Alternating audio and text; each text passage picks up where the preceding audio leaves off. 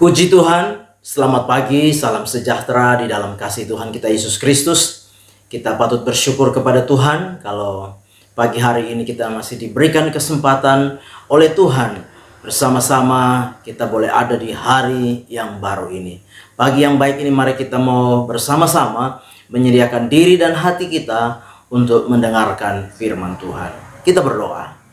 Bapa di dalam surga, terima kasih untuk anugerah-Mu yang kami nikmati sampai pagi hari ini. Pagi yang baik ini kami mau membaca dan merenungkan firman Tuhan.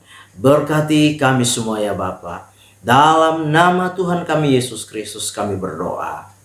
Amin. Puji Tuhan. Bapak Ibu jemaat yang kekasih di dalam Tuhan kita Yesus Kristus. Tanggal 10 November yang sudah kita lewati beberapa hari kemarin, di mana tanggal 10 November diperingati sebagai Hari Pahlawan. Nah, kalau kita berbicara tentang pahlawan, maka pastinya kita akan tahu bahwa pahlawan adalah orang yang berani, orang yang pantang menyerah, orang yang rela berkorban. Tidak saja harta, tetapi juga jiwanya, raganya, dia rela korbankan. Apalagi di tengah-tengah bangsa Indonesia. Kita tahu bahwa pahlawan adalah orang-orang yang sudah berjuang merebut kemerdekaan bangsa kita. Nah, Bapak Ibu jemaat yang kekasih, pahlawan adalah orang yang berani. Pahlawan adalah orang yang pantang menyerah. Pahlawan adalah orang yang rela berkorban. Baik segala yang dia miliki, termasuk jiwanya, nyawanya, dia siap untuk korbankan demi memperjuangkan sebuah kemerdekaan.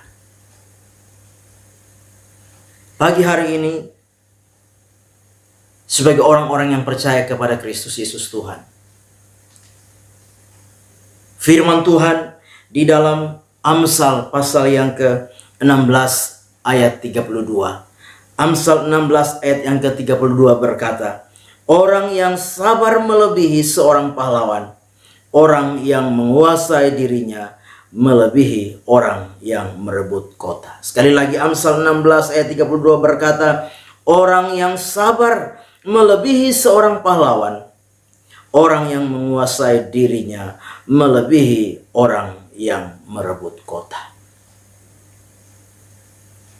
Kalau kita memperhatikan pembacaan firman Tuhan pagi hari ini, maka lewat firman Tuhan ini saya ingin memberikan sebuah tema firman Tuhan, yaitu bagaimana supaya kita menjadi lebih dari seorang pahlawan. Sekali lagi, bagaimana supaya kita menjadi lebih dari seorang pahlawan? Dari firman Tuhan ini kita melihat ada dua hal penting supaya kita lebih dari pahlawan. Yang pertama yaitu orang yang sabar. Bapak Ibu jemaat yang kekasih di dalam Tuhan kita Yesus Kristus, orang yang sabar, di dalam bahasa Yunani dipakai kata makrotomia. Orang yang sabar adalah orang yang dapat menahan amarahnya. Berkaitan dengan apa? Dengan emosi. Ada orang yang emosinya meledak-ledak. Dia tidak bisa sabar. Dia tidak panjang sabar. Untuk menjadi lebih dari pahlawan, maka kita harus memiliki sifat atau karakter sabar. Bahkan kesabaran ini dikaitkan dengan apa? Dengan penderitaan. Kesabaran ini dikaitkan dengan masalah. Kesabaran ini dikaitkan dengan sengsara.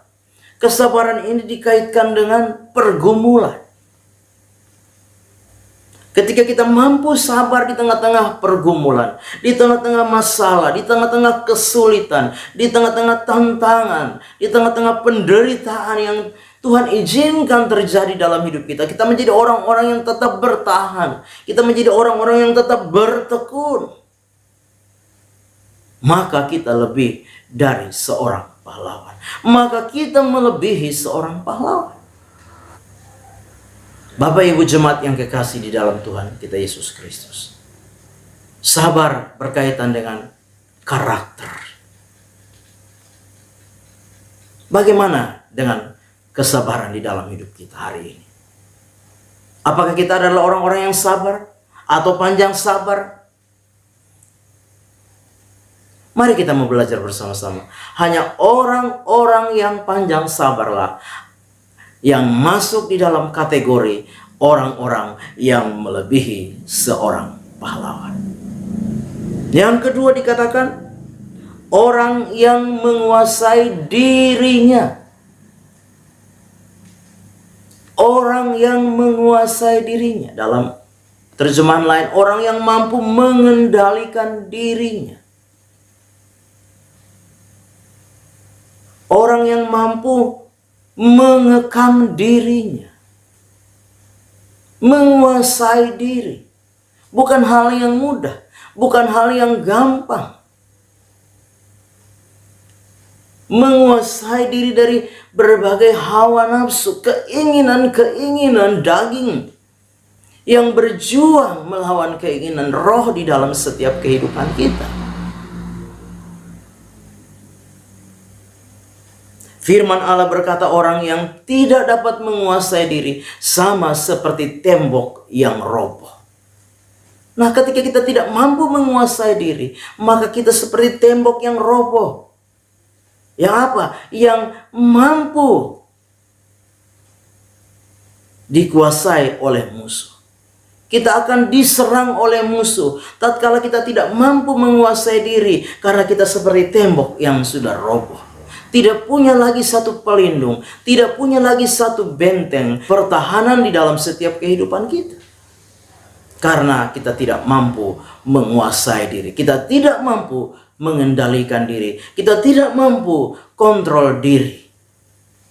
Bapak Ibu jemaat yang kekasih, menguasai diri itu bicara tentang sebuah ketahanan di dalam diri kita. Kita mampu menguasai segala kehendak, keinginan, kedagingan, hawa nafsu yang ada di dalam diri kita.